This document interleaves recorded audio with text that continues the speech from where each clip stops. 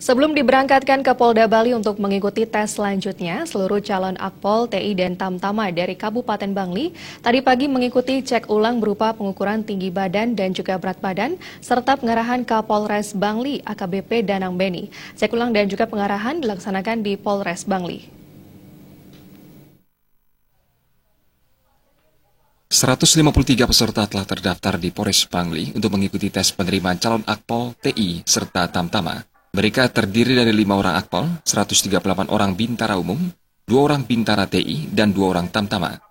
Selama di Polres Bangli, semua peserta mengikuti tes dan pelatihan untuk menyiapkan mental menghadapi tes berikutnya.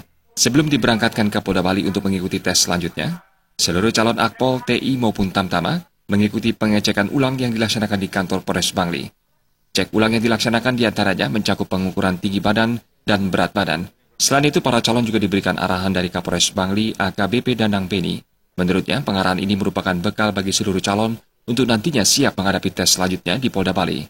Pengarahan yang diberikan kali ini menyangkut item-item tes yang akan dilaksanakan agar mereka siap, mulai dari kesehatan, psikologi, jasmani, dan tes kesehatan. Jadi kegiatan pada pagi hari ini kita mengecek ulang hasil pendaftaran yang dilaksanakan oleh anggota di Paban Rem, Werving Brigadir, Akpol dan Tamtama di Polres Bangli. Jadi tadi kita kegiatan mengecek ulang ketinggian badan daripada peserta, sudah selesai atau belum. Jadi setelah ini kita akan melaksanakan kegiatan pengarahan, di mana sebagai bekal kepada para calon siswa yang akan mengikuti tes di Polda, supaya mereka siap untuk melaksanakan tes yang akan dihadapi.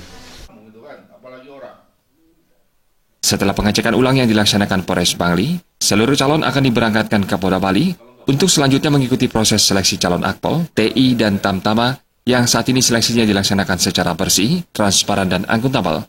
Kapolres juga berharap para calon serta orang tua calon untuk tidak percaya lagi terhadap calo-calo dan harus lebih percaya terhadap diri sendiri.